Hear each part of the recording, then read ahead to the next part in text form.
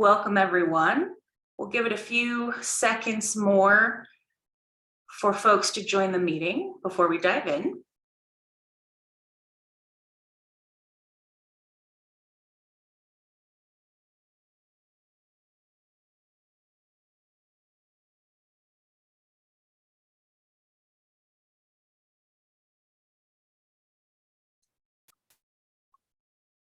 All right. Well, welcome everyone, and thank you for joining us for tonight's virtual neighborhood meeting from the City of Loveland. And this is about the application to rezone the area around 6th and Douglas. My name is Nicole Yost, and I am with the city's Office of Communication and Engagement. I will be your moderator for today. An in-person neighborhood meeting on this project occurred on October 26th. Our Office of Communication and Engagement, we have found that virtual meetings also help us connect with additional members of the public who we can't engage with in person. So we appreciate your attendance here with us tonight. Before we get to our agenda and some housekeeping items, I wanted to quickly introduce our attendees today to a few city staff members who will be on the call with us. From the city's Development Services Department, we have our two presenters who you'll hear from later, and that is Carrie Burchett from Strategic Planning and Marika Kopp from Current Planning. And also from Development Services, we have Brett Limbaugh, Development Services Director, and Bob Paulson, Current Planning Manager, who will be available to help answer any questions during our feedback session today. Now, as I mentioned during today's meeting, Carrie and Marika will have a quick presentation on this proposed rezoning. And the rest of the meeting, we have about an hour, will be available for questions and comments from the public. And we will need to adjourn promptly tonight at 7 p.m. I'll go over the process for public input when it is that time. Now, the goals for our neighborhood meeting today are twofold: to learn more about this project and the city's application and review process, as well as to give you the opportunity to ask questions and share your feedback. We do ask that you please wait to raise your hand until later in the meeting when we start the public comment section. And finally, before we jump into the presentation, every neighborhood meeting that we do has a few housekeeping items, and we'll share some of the ground rules for public comment, as I mentioned, after the presentation. But first, we ask you to listen intently to the presentation. There's a lot of good information in there that will inform some of your questions and comments. So be ready to learn, be ready to take notes, as we have a lot to cover today. Speaking of notes, it would be helpful to take note of any questions that you might have as we move through the presentation, and that will help us maximize the hour of time we have for public input afterwards. If we run out of time before you get a chance to ask your questions, please share those with us using a link that we will provide at the end of the call. And then finally, additional information and a recording of this meeting will be available afterwards. So don't feel like you need to take extensive notes and remember everything that's said. And with that, I would like to now shift to our presentation for the evening. I will turn it over to Carrie and Marika for the presentation.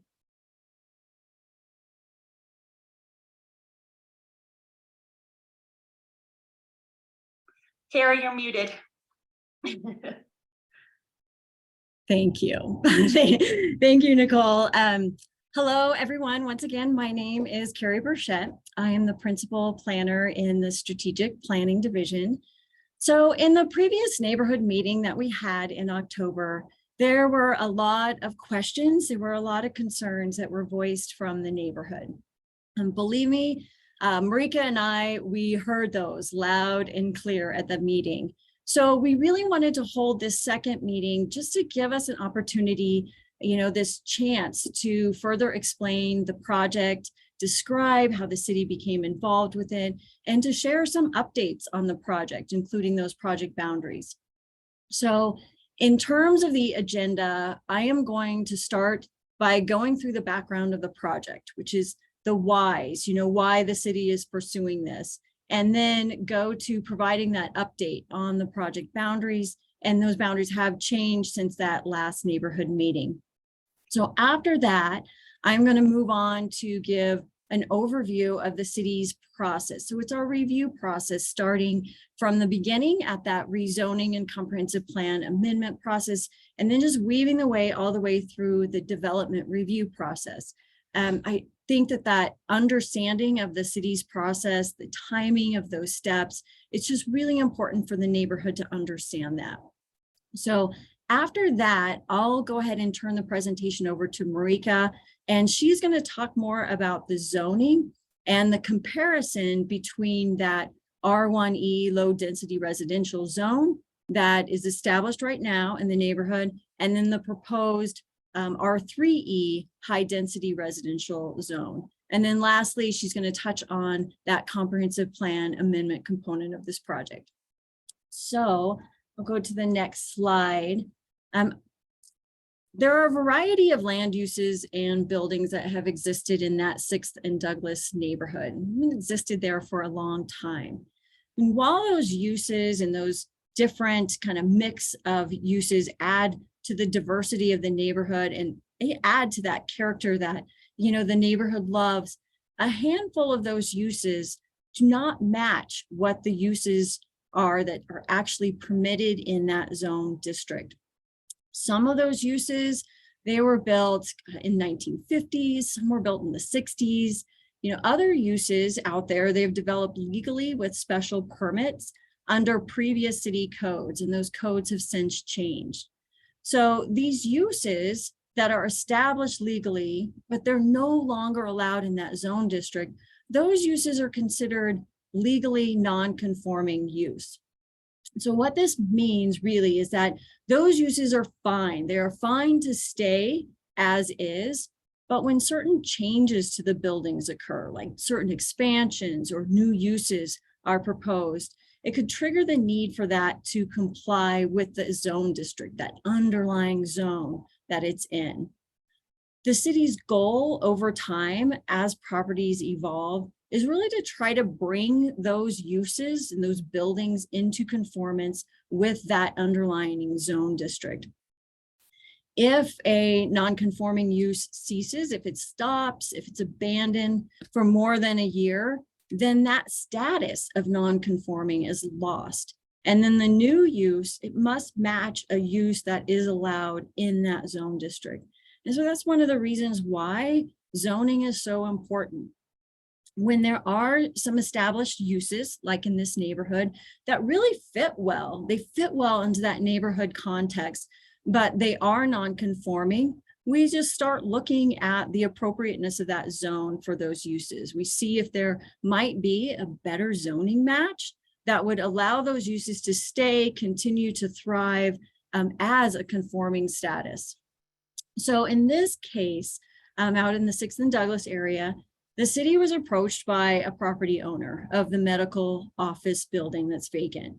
And that building, it's been vacant for at least 10 years. That non-conforming use status lapsed.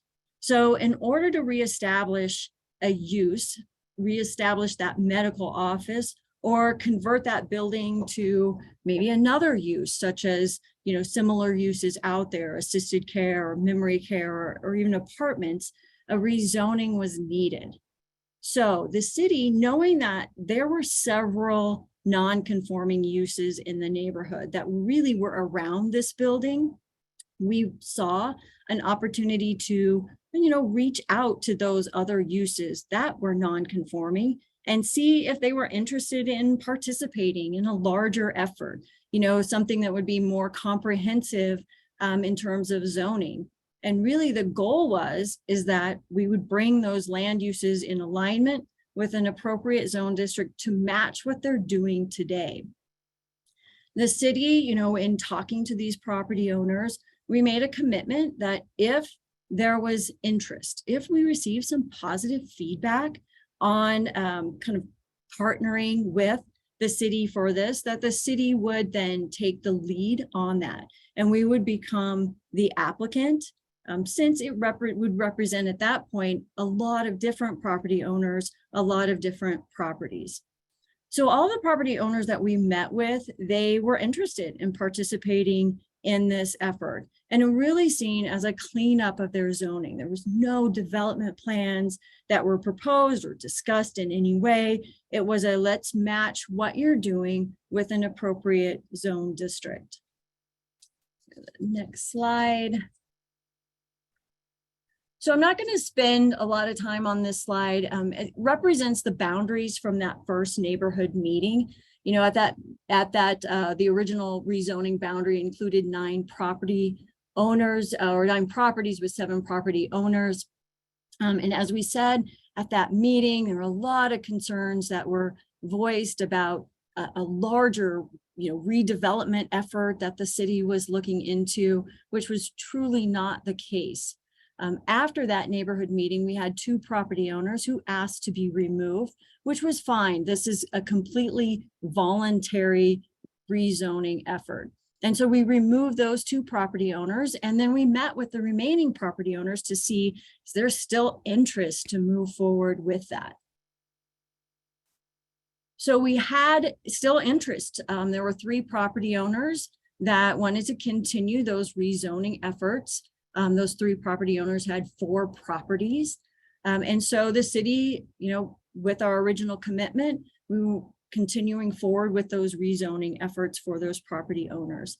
We do believe that there is a public benefit to this rezoning to match what has been developed, kind of set those expectations of the zone district and really to facilitate appropriate uses in those existing buildings.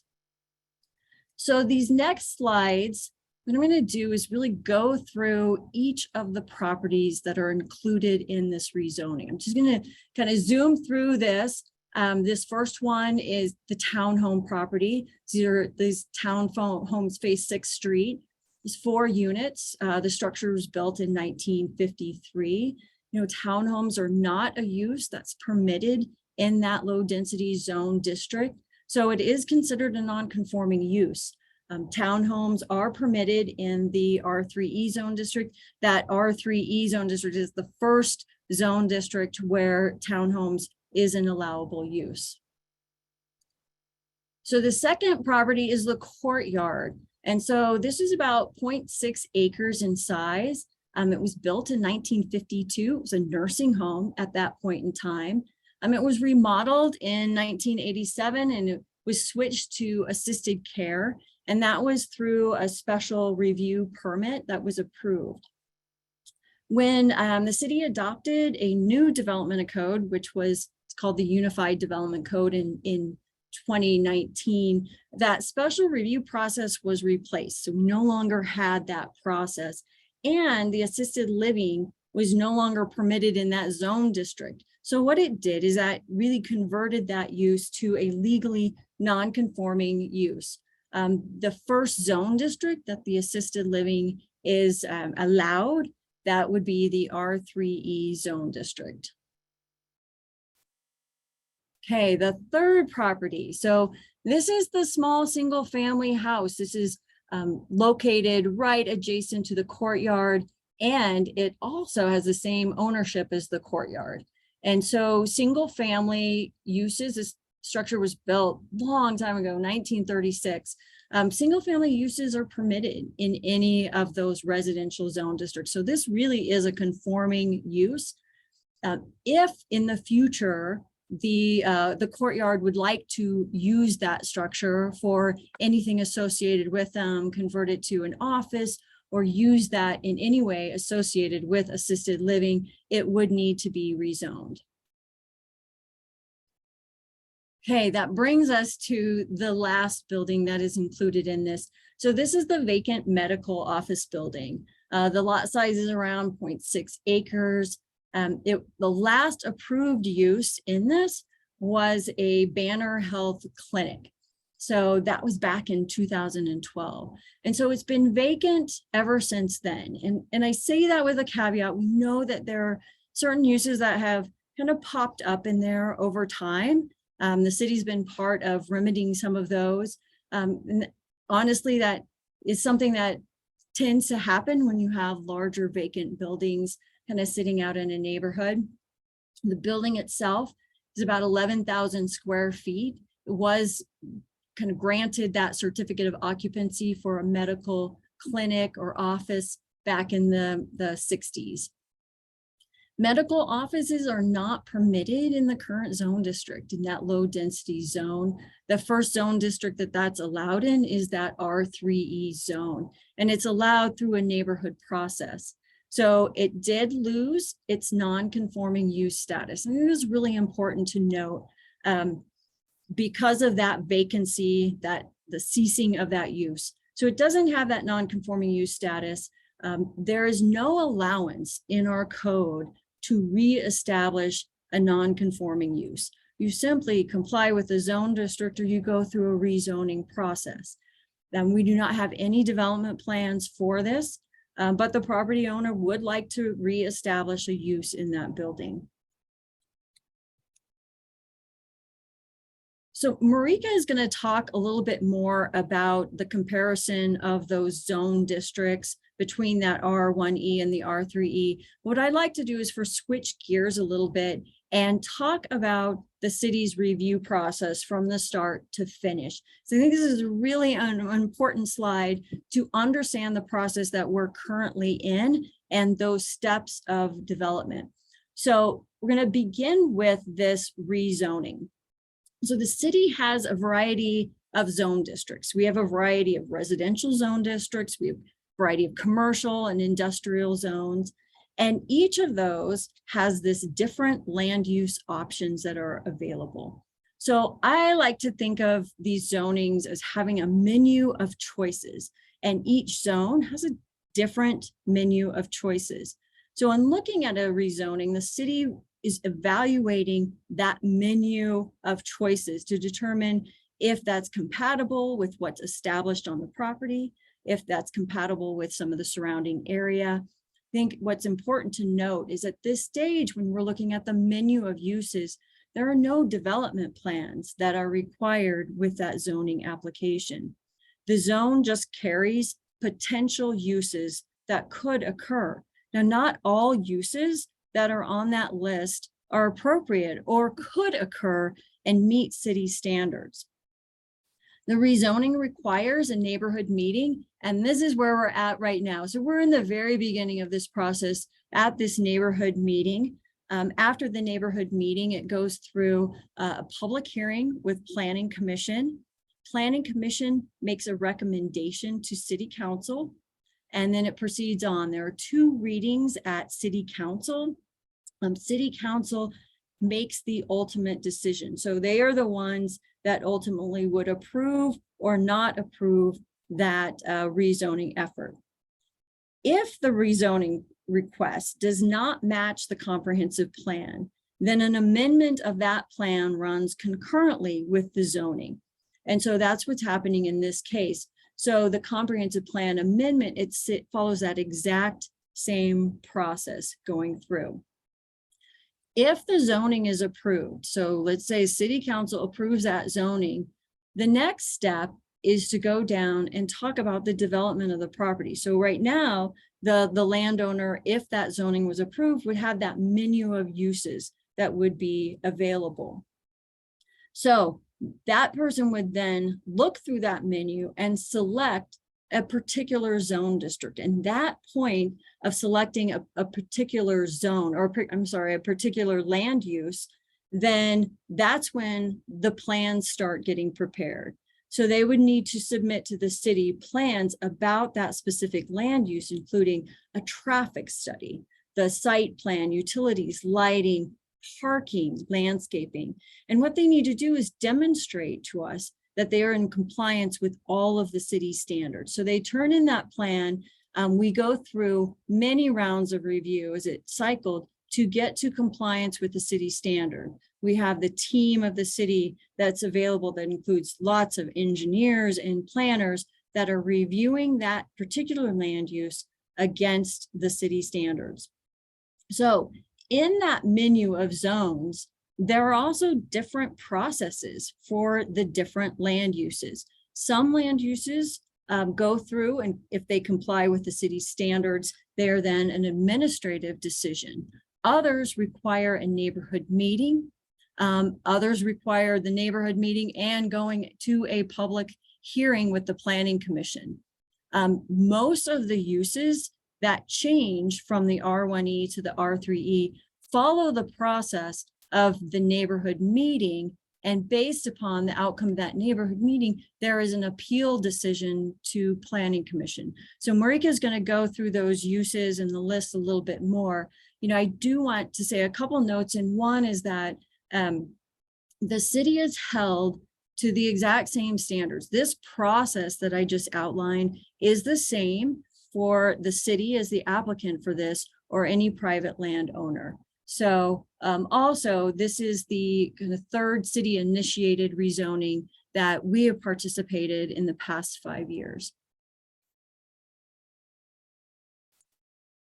So with that information, I'm going to turn this over to Marika to continue on with the presentation. Thanks, Carrie. So going back to the rezone proposal, right now, our existing zoning is R1e. That's the established low density residential. We are proposing R3e, that's established high density residential. That's a typo there on that slide. The purpose is to match the existing uses in buildings and to remove the non-conforming status while facilitating a reuse in that vacant medical office. So why did we select R3e? Before a new zone is selected, an analysis is completed to identify the most compatible zoning district. R3e was selected because it's the first zone that allows for the existing non-conforming uses, bringing those uses into compliance. Additionally, the R3e's density limitations align with the current development. In the R3e, you are permitted 20 dwelling units per acre. So using the lot sizes provided by the assessor, we can run some calculations and look at the allowable maximum density if rezoned. If we look at that townhome property, the property per the assessor is 0.21 acres. That means that they are permitted, even if rezoned, a maximum of 4 units. That building is 4 units now, so the density could not increase. And it doesn't matter the shape or the form that that building takes, 4 units is the absolute maximum permitted on that site. If we look at the vacant medical office as another example, the assessor lists that lot as 0.62 acres. If we apply the 20 dwelling units per acre calculation, that means that that lot is limited to a maximum of 12 units. Again, it doesn't matter what shape that building takes, 12 units is the max. A survey would be required verifying lot size with any redevelopment proposal. The R3e zone is still a residential zone. Therefore, the development standards are consistent with the current zoning district. And I'll go into that in the next slide as well. While another zoning district like B, our business zoning district, would also facilitate reuse of the vacant medical office, it's ultimately not appropriate for this area within a residential neighborhood. The business zone would allow for an increased building heights as well as incompatible commercial uses like restaurants, bars, gas stations, uses that are not appropriate for this neighborhood. Lastly, the established high density residential identifies that this area is established and that these are established existing uses, as opposed to our R3 developing residential zoning district, which is really intended for areas that are developing. Again, redevelopment is not the objective of this rezone, but allowances for reuse is. So I'm going to spend a lot of time on this slide. I want to make sure that we go through this in as much detail as we can. So that, like Carrie said, the city's code breaks up our use categories into groups based on their required review process. So an allowed use over here along the left side is a use that is reviewed administratively through development services to ensure compliance with city standards.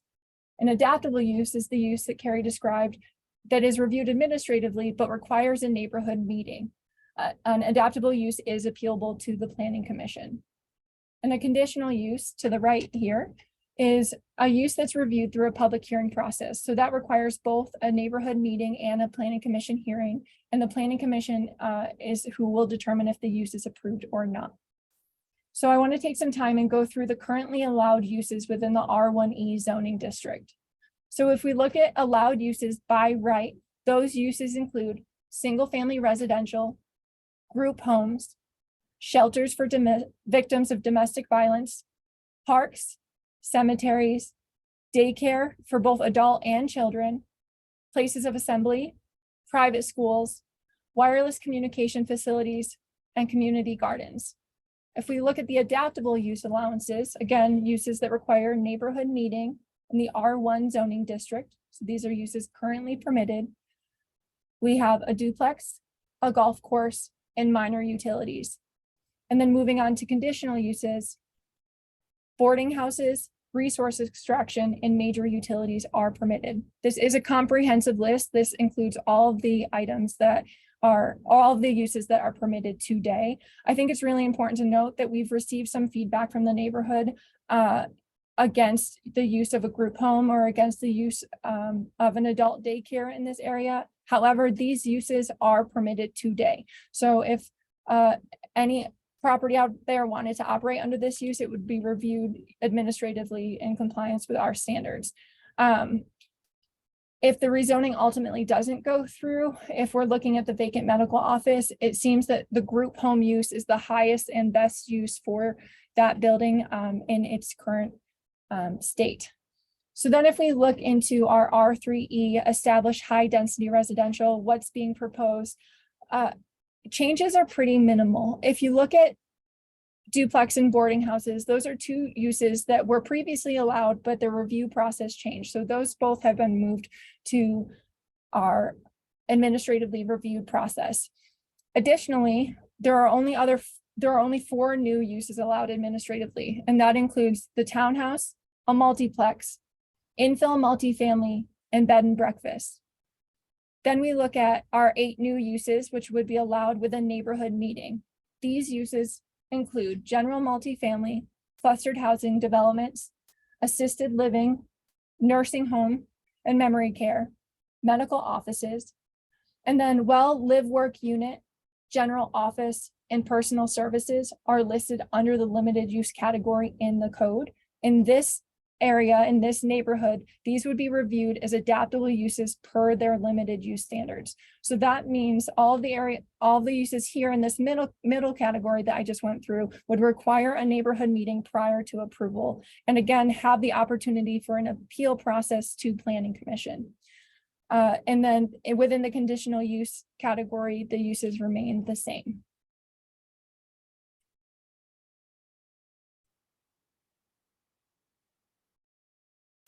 I just also want to mention, and I know Carrie brought this up, this is a menu of options for these land uses. It does not mean that every use is feasible. So just because it's listed here does not mean that it will be able to operate in this area. So if we look at our development limitations, as I mentioned before, they are the same for all residential zoning districts and will not change if rezoned from R1e to R3e. So currently, the residential limitations for a building height are 26 feet, which is typically 2-story. So 26 feet by right. There is a process that you can request to go up to 35 feet, which is 3 stories. And that process has to be reviewed through a neighborhood meeting. You could request that allowance in the R1e zoning district now. Any of the properties out there could request to go up to 35 feet. So that does not change. Building footprint is also the same. So currently you're permitted a 45% lot coverage by right. However, there is that neighborhood meeting review process where you could request up to 65% lot coverage. That is the same for both R1e and R3e. Other development limitations that we have to consider, which is why not every use is feasible in this area. You must be able to meet your required setbacks from your property lines. You have to provide off-street parking. You must adhere to our design standards, complete a traffic study to demonstrate potential traffic impacts, provide on-site detention, provide landscape buffering along property boundaries, and you must be able to meet building and fire code. Regardless of the review process, all development is reviewed through the city, whether it's administrative, adaptable, or conditional. Lastly, I'm going to talk about the comprehensive plan amendment. So the purpose of the comprehensive plan amendment is to match the proposed zoning with the plan. A comprehensive plan amendment is reviewed at the same time as the rezoning proposal to ensure that the approved zoning is in conformance with the comprehensive plan. Currently, the comprehensive plan has the project area categorized as medium density residential, which supports 4 to 10 dwelling units per acre. Our proposal is to reclassify the project area to high density residential, allowing for 10 to 20 dwelling units per acre. The reclassification is specific to the project area and only includes the 4 properties within the rezoning area. With that, I will pass it back to Nicole.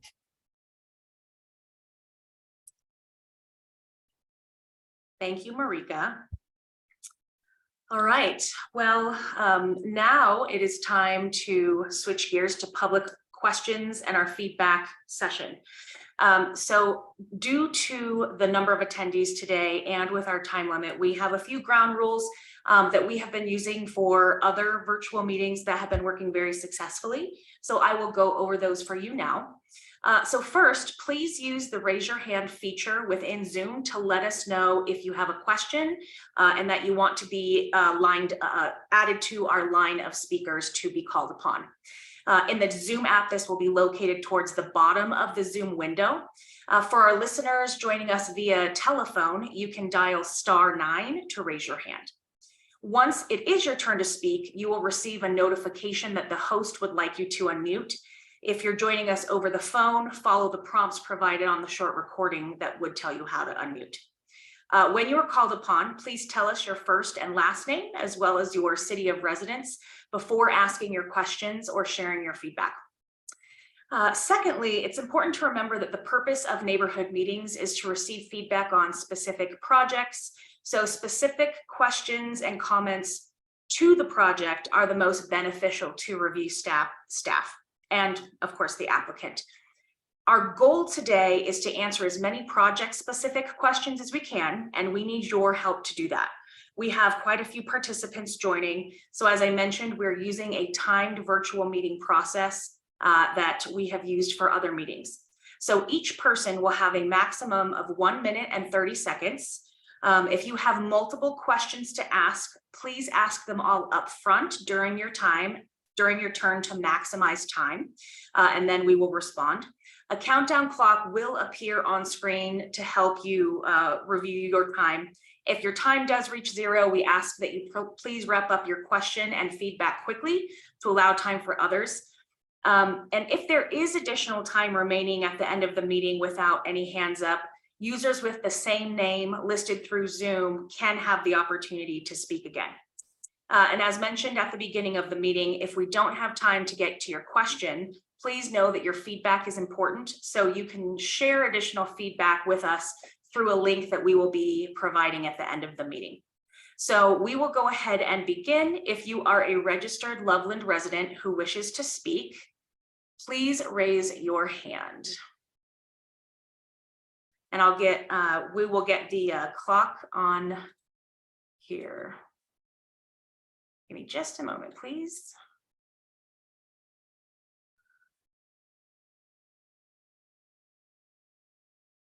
All right, will the user Matthew Bockelman, will you go ahead and unmute and begin your time, please? Yes, hi. Thanks for, I believe I'm started. Can you all hear me? Yes, we can hear you. Go ahead. Perfect, great. Quick question. I have 2 of them. The first, why is the city not asking the doctor office ownership to apply for a rezone as opposed to advocating for a whole rezoning area, first of all? And second, there's been a neat rumor that the city manager, Steve Adams, has been an advocate for this project. I was hoping for some color on how he might be tied and if he has any influence on this project.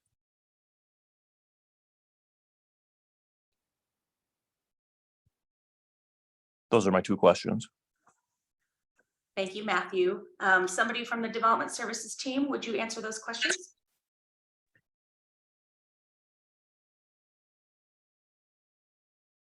So I am happy to take the first question. So your question was, why is the city the applicant, and instead of requiring that property owner of the vacant medical building to go ahead and do their own rezoning effort for that. And so, as I explained in the presentation, we knew that in this area there were several non-conforming uses there, and we really took the opportunity. We knew that the vacant medical office building, that property owner was interested in rezoning. We wanted to reach out and see if we could do a more comprehensive look at that area. And instead of just bringing in, and correcting one non-conforming use or one use that needed that rezoning, to look a little bit more broadly at it and to say, could we help this neighborhood, help those property owners that also were in a similar predicament of non-conforming status? Could we do a more comprehensive effort, be more proactive with that, and then assume kind of the leadership of that and the coordination effort, because there were multiple property owners. So that's my answer for the other one.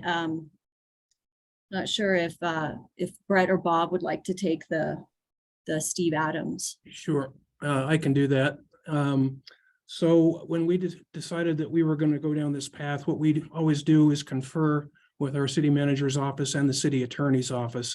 They are not advocates for this project, but they also understand that if we want this vacant building to be occupied, and if we want to remove these other properties from non-conforming status, that this is the direction and the path to proceed on. So it wasn't as much as a direction or a directive from the city manager's office, but an agreement that this was the best path. Thank you, Carrie and Brett. And thank you, Matthew, for your questions today. All right. So next up, Carrie Dickens. Carrie, please unmute and begin your time. All right. Hi, Carrie Dickens, Loveland. Really, I was at the original meeting that was there, and Carrie and Marika put a lot of work into this. I appreciate all of that. It seems to at least be targeted towards some of the questions that came from the meeting. It doesn't change the fact that this is in direct opposition of the land use portion of what we're trying to do, and with the spirit of trying to keep the neighborhood in good stead. Now, that being said, my question on this is, again, and it's much like the earlier one, is why are we going outside of the process that's well defined, where if you want to redevelop, you can go through and do it? I can look at that townhouse and say that should be R3E. That's fine. You guys tried to lump it all together, but it really feels like the city is trying to pull something off. And that's been my problem from the very beginning, is that every time we ask about this one particular use and the vacant building, that owner could go through and get that space redefined with a plan, and then everybody knows what it is, and the others could go through relatively straightforwardly with the same thing. And why are we doing the big hammer instead of dealing with it in small pieces? Thank you. Thank you, Carrie. Development Services, do you want to answer that question?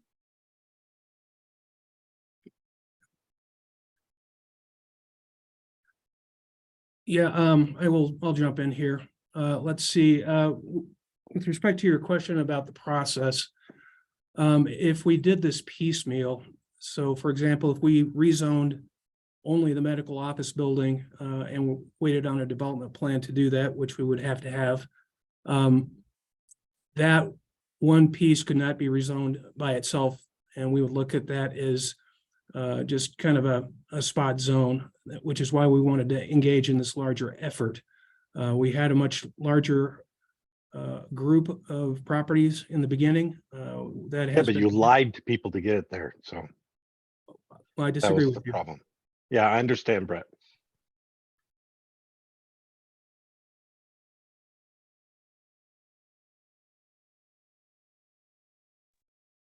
Okay. All right, go ahead. Did I get all your questions answered? Yeah, I think so. And like I said, Brett, thank you for that. I appreciate it. I do appreciate it. And like I said, the other part of this is the organization that the work that's been put into this from Carrie and Marika is really quite astounding, and it's really nice to see. I appreciate that. I appreciate trying to answer the questions ahead of time. I think the big question there just is still open, but I do appreciate your answer. Thank you, sir. Thank you. Very kind of you. Thanks. And thank you, Carrie, for your time. So we'll move on to our next speaker. So John Filippo, my apologies for that. Go ahead and unmute yourself, and your time will begin when you're ready.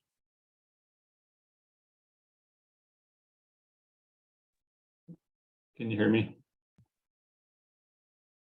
Hello? Yes, we can hear you. Yeah, John Sanfilippo in Loveland. Kind of one or three questions, or one question with three parts. I just wanted to see if you could provide the number of attendees on this Zoom call, the number of city officials also, and if there's any elected officials, that number. That's all. Thanks.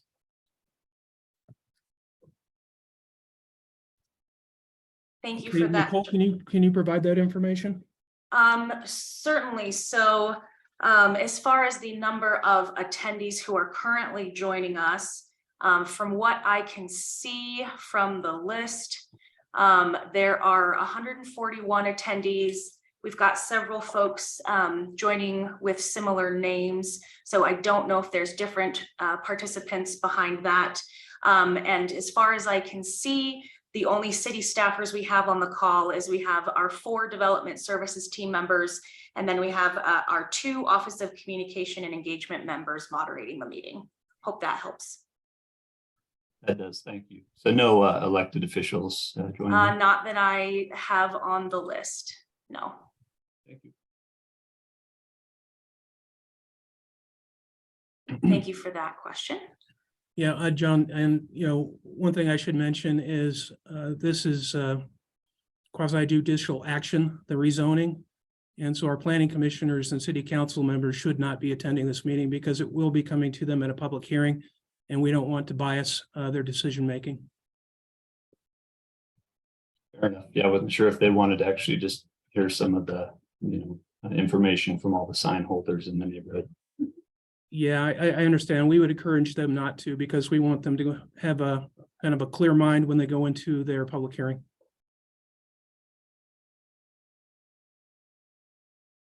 Thank you for your questions and comments, John. Next up, we have Matthew Carnes. Will you go ahead and unmute and start your time when you're ready? Oh, I'll let our timekeeper get our timer reset. But Matthew Carnes, when you are available to speak, you're welcome to go ahead. Yeah, my question is, my name is Matthew Carnes. I'm in Loveland. My question is about the fourplex. And from what I heard, it was considered a non-conforming property. My question is why was it non-conforming, considering it's a fourplex that is all 4 are dwelled in, and what in the future, what could happen with this property? Okay, Carrie or Marika, do you want to answer that? Yes, happy to do that.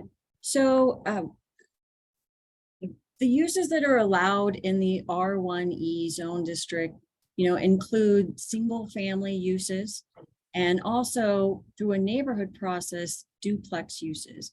So anything beyond those 2 types of, a residential form, something that's not allowed in that low density zone district.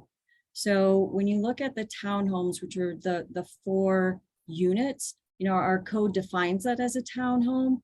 And so the townhome, the first zone district that use is actually permitted is that R3e zone district.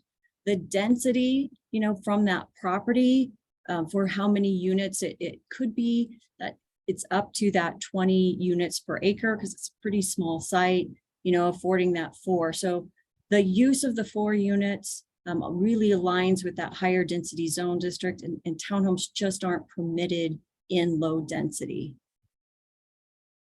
So according to the slides, the comment was, it was basically, the comment was made that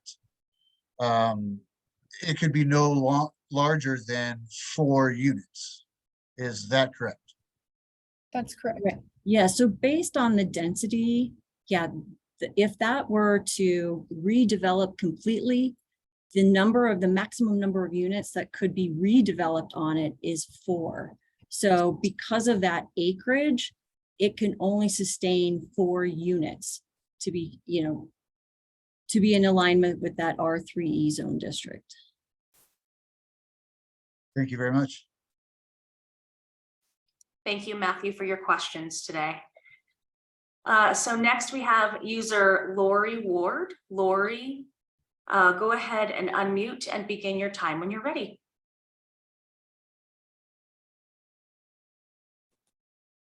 Thank you. I'm Lori Vista Ward and I live in Loveland. And I have just my question is why, if you know why, the Hillcrest and the church, the First Baptist Church, pulled out of the zoning area, because my understanding is they are both at this point non-conforming. And that's all I have. Thanks.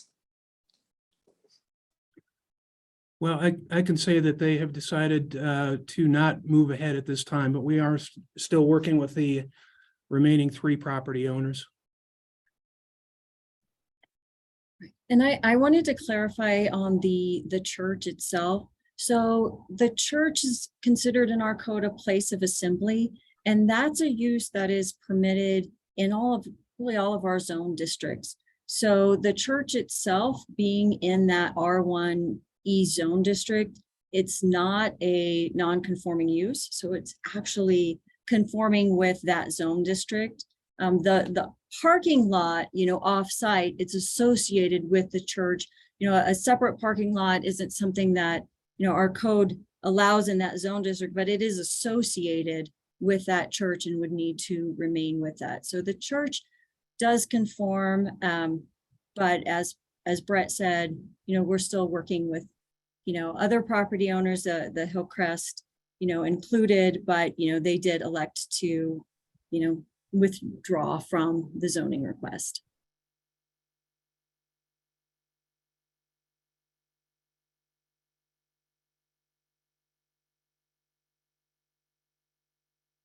Thank you very much, Carrie. Next up, we have user Carl Wells. Carl, go ahead and unmute to begin your time when you're ready. Thanks. Actually, this is Lori Wells. I'm Carl's daughter. My dad lives at Hillcrest and I live on 4th Street in Loveland. And we've been talking about this and we have a few questions, one of which is around vacancies. We were at the initial meeting and it was said that one of the motivations for this proposal is because the city doesn't like to have vacant properties. And I, have lived in Loveland for long enough to know there've been plenty of vacant properties around town and especially in the downtown area. So I was just curious about that justification for this. And also, I don't know the facts and I'm hoping you can clarify this on a couple points. You've mentioned that this particular property of the medical building has been vacant for a very long time, but my understanding, and this is what I'd like to have verified, is the current property owner purchased that property as a vacant property, knowing that it was restricted to R1 zoning. And then the second thing that I wanted to know, and as you mentioned a couple of other projects that you've taken this path, if you might speak to how those processes have either differ or similar to this particular process itself. So thank you for that. And thank you so much for providing the second meeting. Well, you're correct. We do not like to see vacant buildings. Sometimes they are correctly zoned and sometimes they are not. In this case, we have one that was not correctly zoned for moving in a new either buyer, purchaser, or tenant. And so this is really the only way we can activate that building. And if you don't do that, then they become a kind of what we call an attractive nuisance. And also they can become a code issue with us. So if the owner moves someone in there without consent from the city, then that creates a code enforcement issue for us. And so we don't like chasing code enforcement cases either. So that's another reason we want to make sure that we have someone in the buildings legally. And I think you had a question about process. And so most often when we rezone property or in this case, this is to a great extent a matter of the fact that we adjusted our zoning ordinance. And so as we mentioned earlier on, this is the third time in the last 5 years that we have done kind of a group rezoning, and the city has been the applicant. And we've always found that to be the most efficient because the city can perform the rezoning without needing a development plan at that time. Most cases, the properties that the city is seeking to rezone, there is no effort to redevelop the properties. It's really to come into conformance with the new zoning ordinance. I'm not sure if I caught all your questions. Is there something that I missed? Well, I think you got them except for the only other one that I know about that followed this process, and you said it wasn't for the purpose of redevelopment, is on the corner of Taft and 34, which would be quite a different situation than coming right into the center of a historical neighborhood. But my concern is really about the precedence that it sets to come into a neighborhood and change the zoning without the purpose of knowing what the development is going to be, because it could be redeveloped in the future with different landowners and different property owners. So that's really my fear from living so close to this, is that, if the fourplex stayed the fourplex and the medical building stayed like the medical building, it'd be awesome. So sorry, Laura, you are out of time, but I will let Development Services respond. Thank you. Okay, thank you so much. Yeah, and that's great. And yeah, right at Taft and 34, we have a road widening project that's going through there. City purchased a number of those residences along Taft, and that road widening project will essentially go through that building that's right on the corner. It's a fairly extensive road widening project. And what we had left over was not deep enough to put residents back in. So that's why we wanted to link that to the commercial that was along 34. That seemed to be the best use of that property in the future. When we did the zoning ordinance, we used to have a district called BE. We got rid of that district, but we still had a number of properties that were zoned BE. And so there were at least, to my recollection, 3 areas in town that we rezoned multiple properties to a static B zone. And none of those properties redeveloped. I don't really see, after these properties being redeveloped in your area either. I mean, apart from getting a tenant or a new buyer into the medical complex, I don't think any of the other properties have any want to redevelop. Thank you, Brett. We will move on to our next user, Joy Walker. Please unmute and begin your time when you're ready. Thank you for taking my call. Perhaps I'm missing something here, but I am still not clear on the fourplex is, as I understood it from the chart, and I know a previous caller or person speaking had addressed this, but I'm still confused. It appears to me that the fourplex is legal under the current zoning. And I'm not understanding why the desire to rezone it when it currently is. It appears to me that it is still in the proper. It's legally zoned currently. The other question I have is I understand the other nursing home, the smaller nursing home, I think it's the Courtyard, and the single dwelling residence that's associated and attached to that with the same owners. I get that.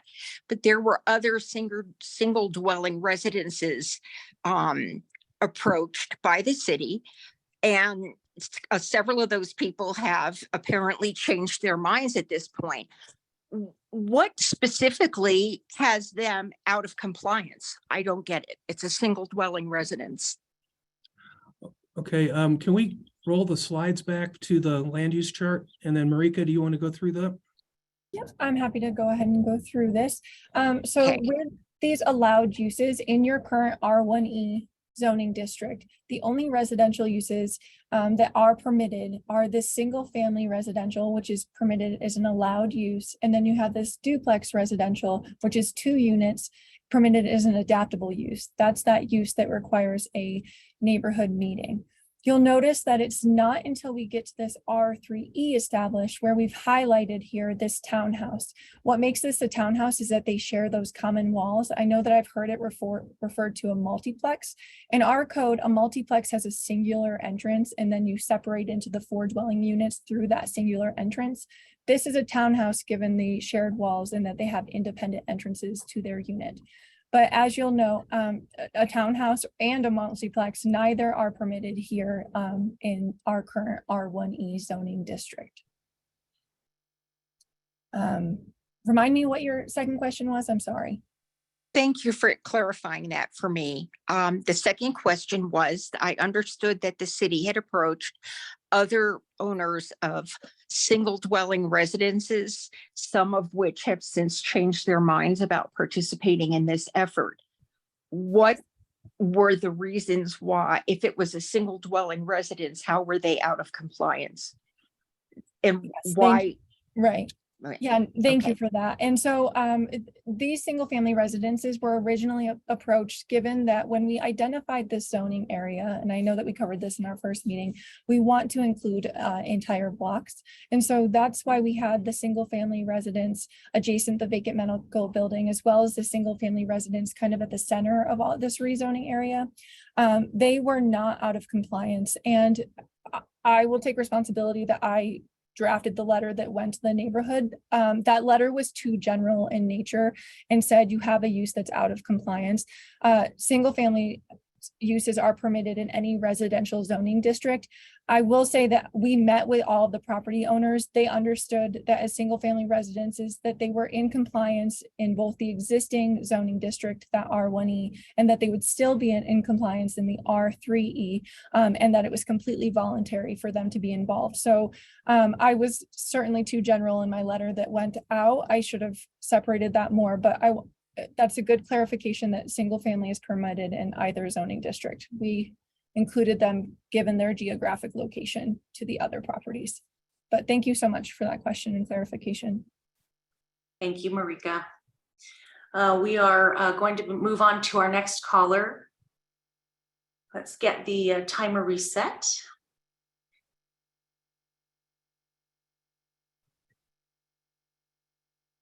Amy Sage, you are ready to speak when you are ready.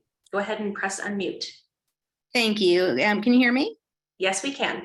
Super, thanks. I just wondered if you could go over a little bit more about what the intent and the process both are for the neighborhood meetings. So that is to say, I think I get it on the front end that when there's a rezoning activity, it's like a requirement to have these.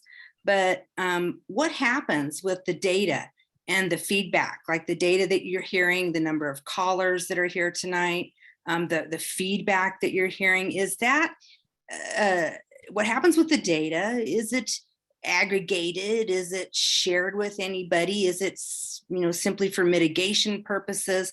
Where does all of this feedback go and what do you do with it? So intent, process, and outcome, please. Thank you. So, Brad, I'll handle this one. Yeah, thanks for the question. This is Bob Paulson. I'm the current planning manager.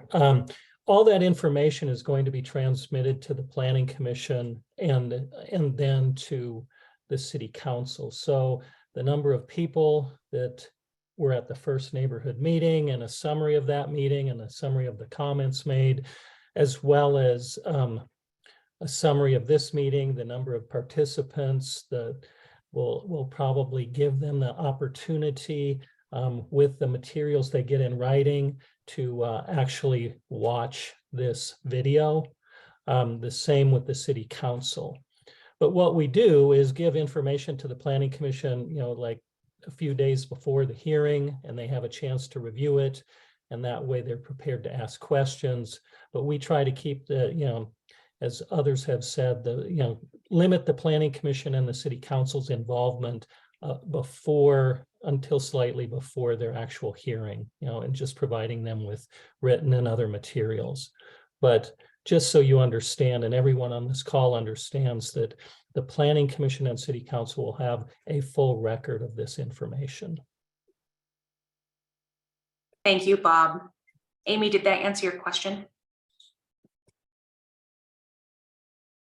Oops, sorry there. Yes, thank you. And since I have a little bit more time left, can you talk a little bit more about the appeal process? Yeah, Bob or Carrie, do you want to talk about the processes and appeals? Thank you. If we could get a clarification, the appeal processes that Marika was speaking to. Yes. As with the rezoning and comprehensive plan amendment, there is not a city appeal process as we've described. The application, the combined application, will go to the planning commission, and they'll make a recommendation following their hearing, and make that recommendation to the city council, which will also conduct a hearing based on the record, and then have a second meeting in which they make a final decision. So there's no appeal in this case, but there are appeal processes for some of the land uses in the various zoning categories that Marika went over. Thank you. Thank you. Thank you, Amy. The next user we have, Gail Randall. Gail, will you go ahead and unmute when you are ready? Yes, hi. We're echoing. Could you turn that off? Sorry, we have an echo. So what you're saying is the fourplex gains nothing from an R3e. The First Baptist Church is neutral because it's a house of worship. The two family homes, single family homes, are not in compliance. So why were they in the package in the first place, other than like Hillcrest and well, all of them, including Hillcrest, other than as padding for the original person with a problem, which was the medical office building? Essentially, the only people who will gain from this are that office building and the courtyard, which is down to 2 properties. Fourplex is in it, but they're not going to gain anything. So I guess they're a beard. I don't know. This has been mysterious, as you know. We're all wondering why we're still having this conversation. Yeah, maybe we should go back to the map. No, the map. We can walk through each of the individual properties. And so, Marika or Carrie, you can probably give them the background.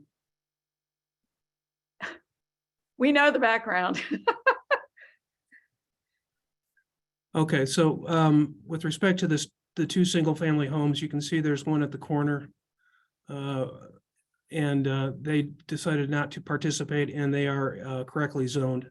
There's one north of lot 1, who is also a single family in an R1e, and that's conforming as well. The reason we wanted to include them into the initial application was their proximity to the other properties, and to maintain some contiguity.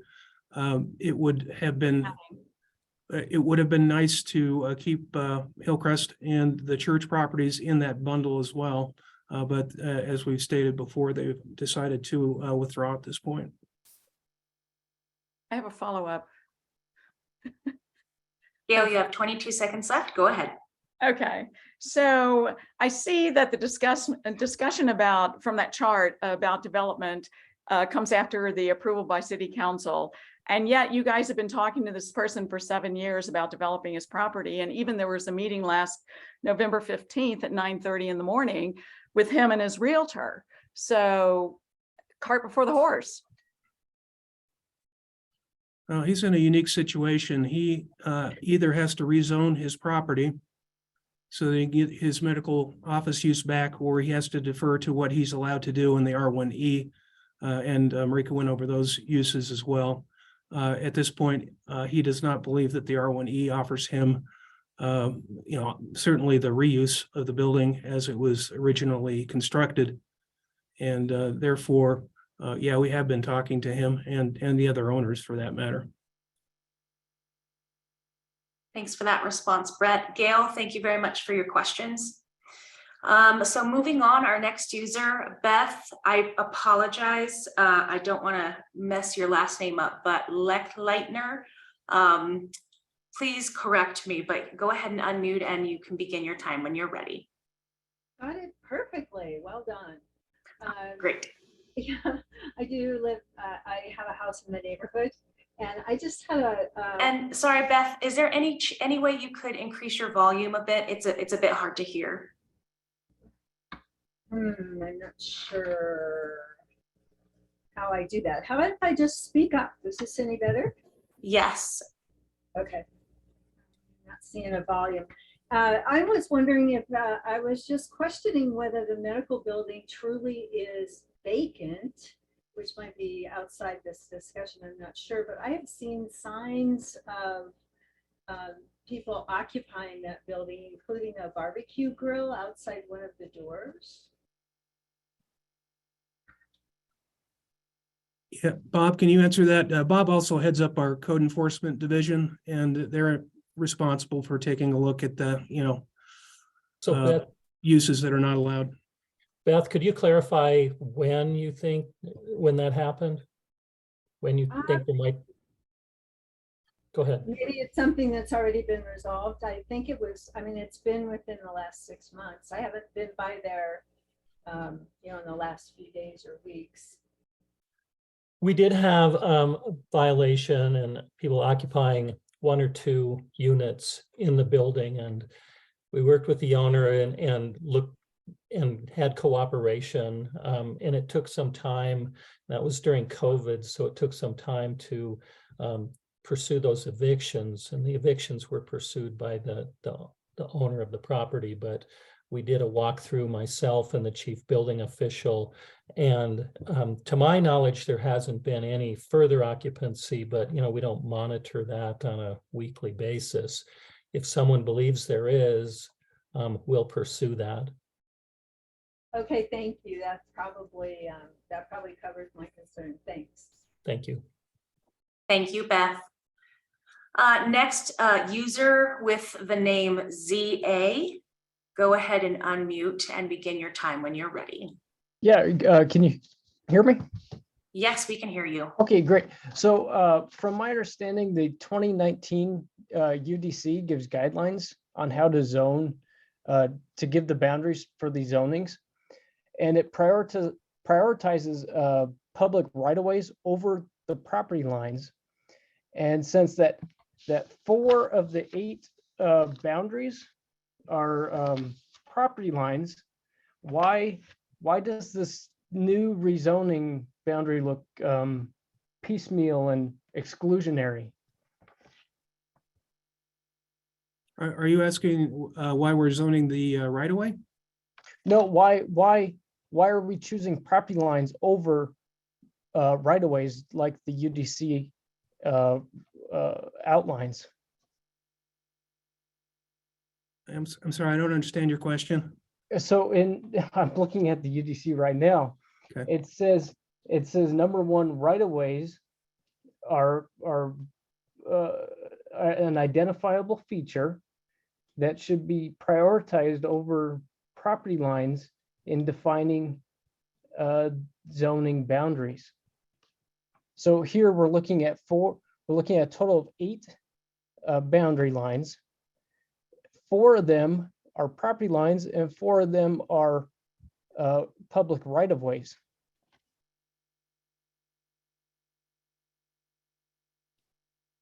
Well, let me tackle it this way. If, for example, the church property in Hillcrest were included in the rezone, then we would, of course, rezone the right-of-ways that were contiguous to the same zone district. with respect to lot lines, essentially, if I'm not sure that they have any bearing on the rezoning, it's, whatever, the entire piece of the property has to be rezoned. And so what we're trying to do is get contiguity here within the zone district. So when you look at lots 1, 2, 3, and 4, they're all contiguous. But unfortunately, there's, no right of way to rezone there. And I don't know if I'm answering your question. Yeah, so the red line, we have up north that the alleyway, and then California, and then the alleyway in between 6th and 5th Street. So in the red line, it's following the UDC guidelines pretty close as far as choosing public right-of-ways as the perimeter boundaries. But then with this new piece, in the blue, it seems very piecemeal and not following the UDC guidelines on how boundaries should be defined. Okay, oftentimes what you will see, for example, along California, in the city, sometimes they zone one half of the right of way to one zone district and one half of the right of way to the other zone district. In this case, we haven't done that. And there isn't really a need to do that to rezone a portion of California in this case, or the alley for that matter. Okay, that's all I've got. I'm out of time, so thank you. Okay, I hope I answered your question. Sorry. Not really, but thank you. Okay. Thank you very much, CA. Our next caller, Anita Smith. We'll reset the time, but whenever, unmute yourself and begin your time when you're ready. Hi, can you hear me okay? Yes, we can. Okay, cool. I have my headphones in. I just had a question based on other people commenting and asking about the fourplex, saying some people said, well, it doesn't really help them to rezone or anyway. But I was wondering if they were rezoned to the R3E, could they actually develop and turn into up to 3 stories high with what was said with, options for rezoning? And if that's the case, is that something they would have to apply and have a meeting on, or would they be allowed to develop that without having to, have the meetings and whatnot? Okay, yeah, Marie, you want to go back to the slide with the bulk standards on it? Yep, I'm happy to take this question. Oh, let's go back. So in terms of that 4-unit townhome, currently they are permitted to go 26 feet tall. I know that they're only a single story, but in this R1e zoning district, they could go up to 26 feet. And in fact, they could at this time, even without a rezoning, request to go up to 35 feet. So those allowances don't change. Those are the same, whether it's R1e or R3e.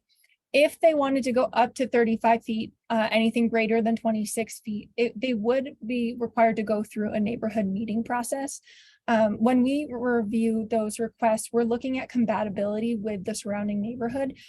So it's unlikely if a building is requesting to go 3 stories, but is surrounded by, a single family ranch development, that is something that we could support given, the compatibility between the 2 properties. But do they have the ability to request up to 35 feet? Yes, but they could do that now. Thank you for answering that. I think if I paid more attention to that slide, I would have answered my own question. Thank you so much. That's okay. Thank you. Thank you, Anita. Next, will user Bill Aspinwall. Once we get the timer back up and reset, Bill Aspinwall, go ahead and unmute and begin your comment when you're ready. Thank you. Thanks again to all the folks who are putting this together.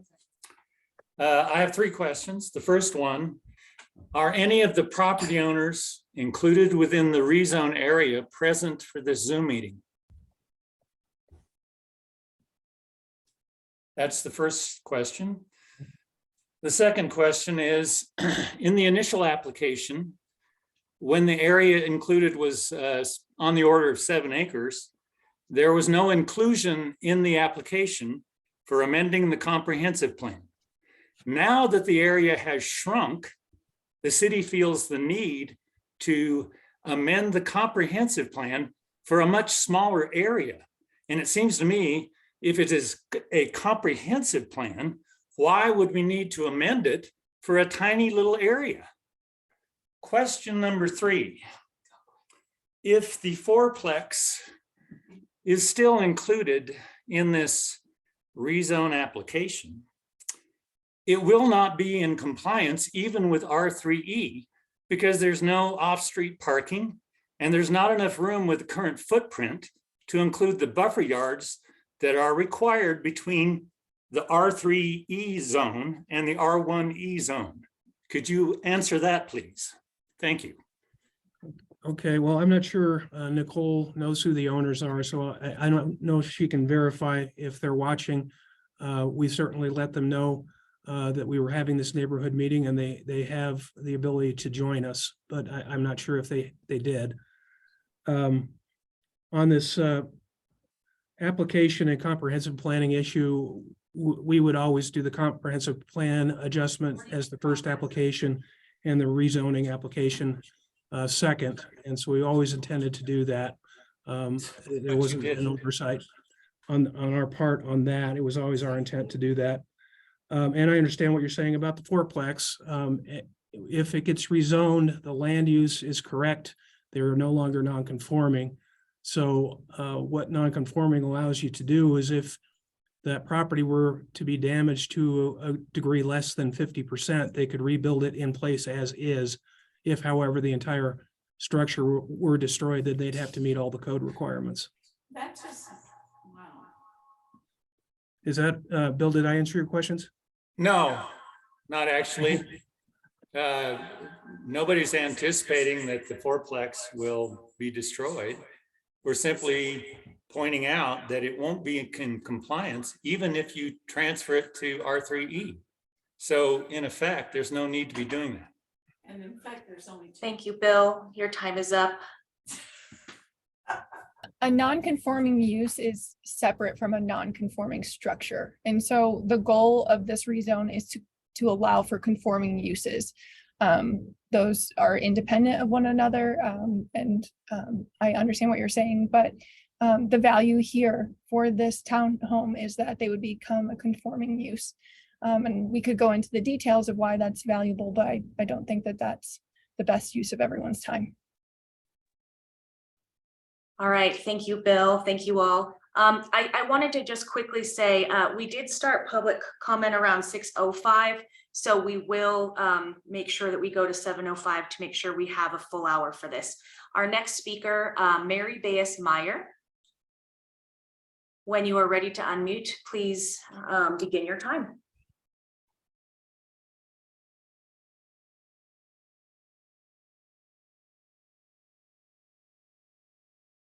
Mary Bayes-Meyer, are you available? Are you still wanting to chat tonight? Please unmute. And we'll begin your time.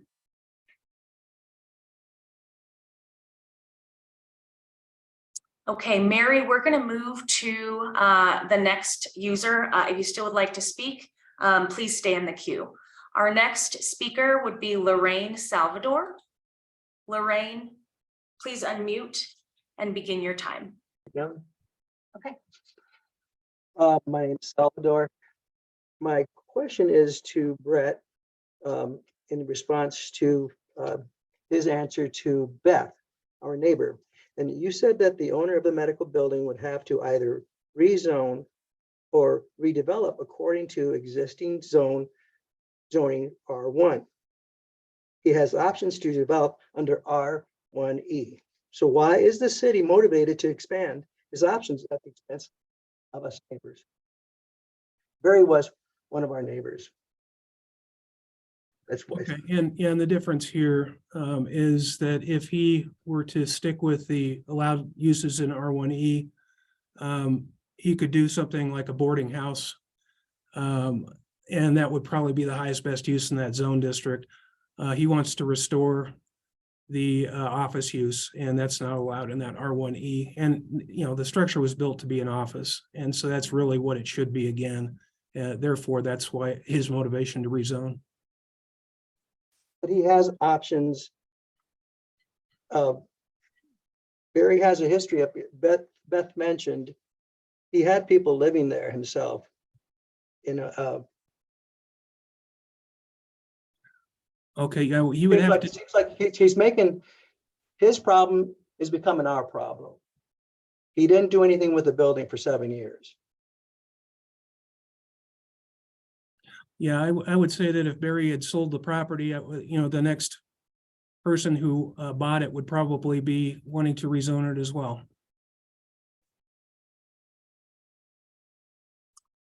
Thank you, Salvador. Do you have anything else?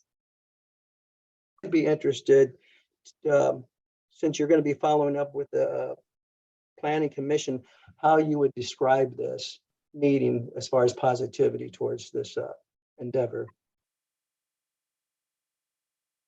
Okay. Appreciate your comments. Thank you. Thank you so much.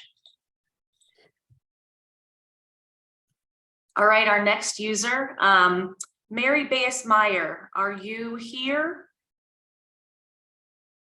Available to speak? We'll try one more time. Mary? Okay, we'll move on.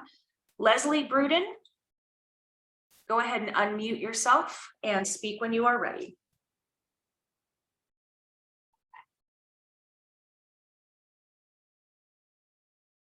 Leslie Bruden? Are you available to speak still? Can you hear me now? Can you hear me? Yes, we can. Thank you.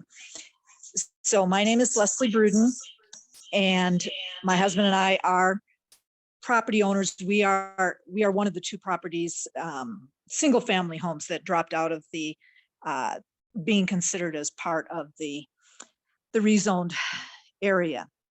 Two questions for you. One is, I don't know what on-site detention means, if someone could define that for me. And then secondly, and this is probably directed to Carrie. Carrie, I thought at the beginning of the call you had said, you know, these three properties had uses that were considered legally non-conforming, but they were okay to continue unless they wanted to make changes or there was a vacancy, and that kind of broke the chain, so to speak. And so they would no longer be able to continue with that non-conforming use. Do I understand that correctly? Yes, so thank you for the question, Leslie.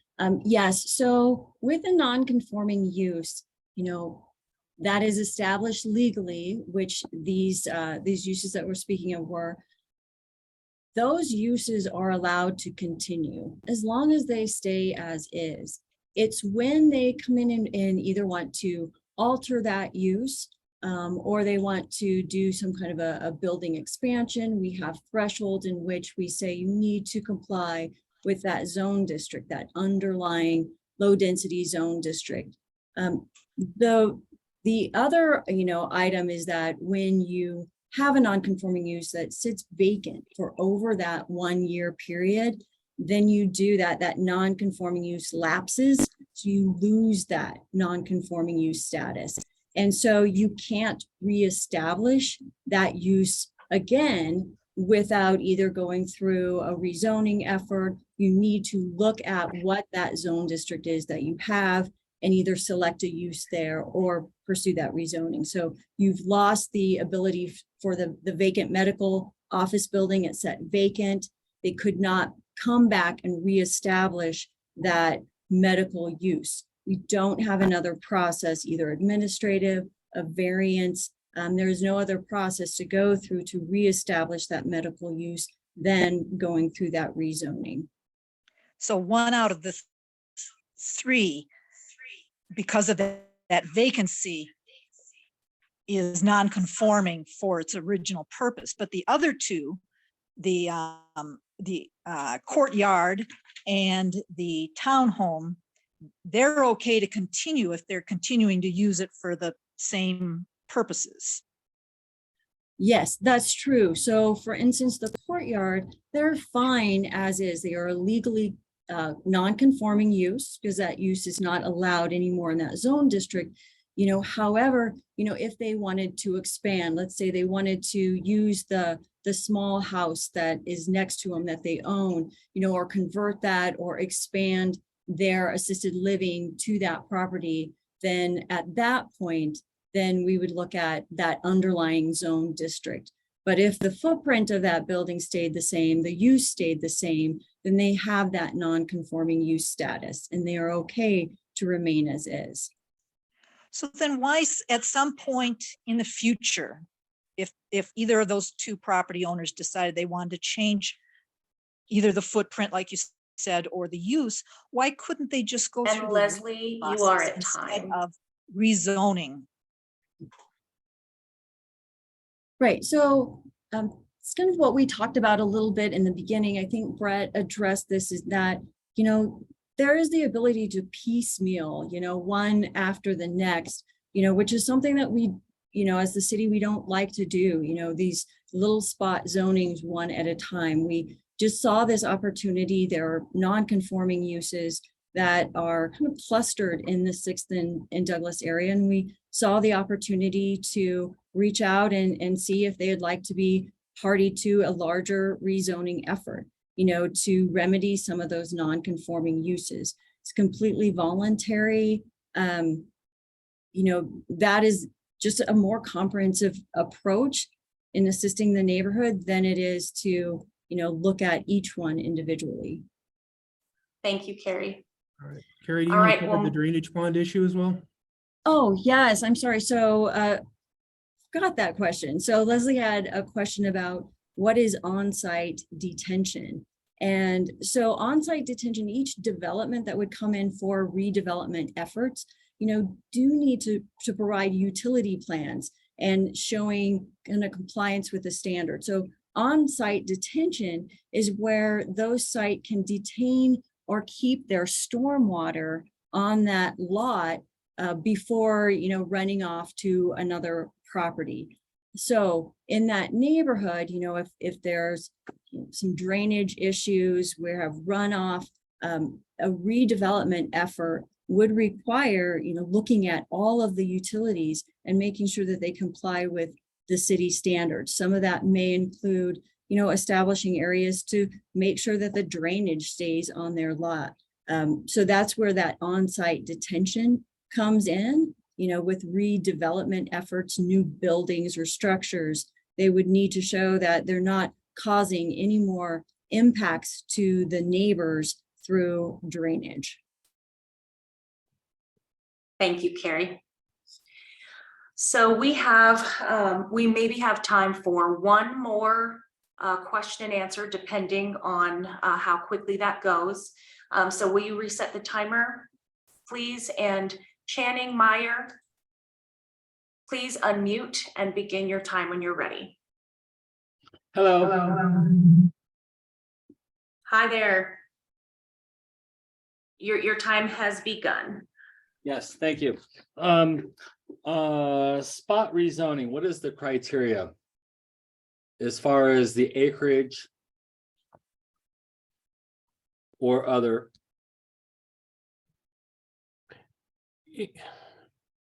Hello? I'll respond to that. There is no, usually when it's a single property, it may be considered a spot zoning, but there's no acreage factor, so to speak, but. That's kind of unusual. I mean, you could do a spot rezoning as a house, a hospital, a neighborhood. Well, generally, when more than one property is involved, it wouldn't be, it's a term of art. It's not a well-defined term, but spot rezonings are not illegal, but they're, generally, if a rezoning is consistent with a comprehensive plan. That's one factor. And then if there's a spot zoning that is very different than surrounding properties, usually one property, then it would be considered a spot. So my next question would be, if in fact this rezoning were to happen, what are the maximum amount of residencies that could be allowed, including the hospital or, the Big Thompson place, Barry Floyd's place, the fourplex, which would be, as you said, 4, and courtyard. How many people, how many residencies or whatever could be put in? Well, So let's go to all of that rezoning. Marika, why don't you just go to first the information on the medical office building. Okay.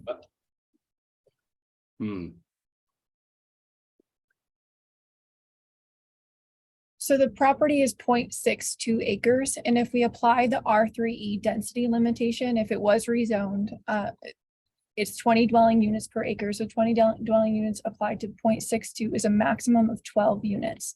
This number is provided by the assessors. That's where we get this information. 12 units, whether it's single story, 2 stories, it's 12 units, whatever shape that takes. If we look at this single family residence, if this was rezoned, that's owned by the courtyard, under our density calculation, 0.19 acres would allow for 3 dwelling units. 3 dwelling units. What do you mean? I don't understand your question. So no, so on that whole courtyard, just 3 dwelling units? No, so I'm just talking about this single family residence. I'm not talking about the entire The fact that they can do high density there, mean they could build up. So they could build up now. Yes. How many potentially could be in that neighborhood? And Channing, your time is up. So if Marika, if you that, then this would be our last question of the night. Okay, so this lot specific to the single family home, and maybe I should go back to our map, is 0.19 acres. So that would allow for 3 dwelling units on this single family home lot. If we look at our courtyard, it's 0.61 acres. And if you're applying our density cap, our density allowance, it is different for assisted living facilities and nursing homes. But if we're just saying, what if this was redeveloped to multifamily, it would, again, given its size, would be limited to 12 units. So you've got 12 units here. You've got 3 possible units on the cottage. You've got 4 units here, which are existing, but they could not increase their density. And then you've got the 12 units that we talked about in the vacant medical office. And those are the maximum allowances under our density limitations. Thank you, Marika, for that. So that was our last question of the evening due to time. But I wanted to remind everyone that we have created a link to an online form for additional feedback. There is a deadline for that, but before we close out for the evening tonight, that link will be made available to you. But on behalf of all of those presenting tonight, thank you all for attending. We appreciate the conversation, and you should see the form to that question dropped into chat. So please go ahead and save that for your records. As I mentioned, there is a deadline to submit additional comments, but we do thank you for your time this evening, and stay safe. Thanks, everyone.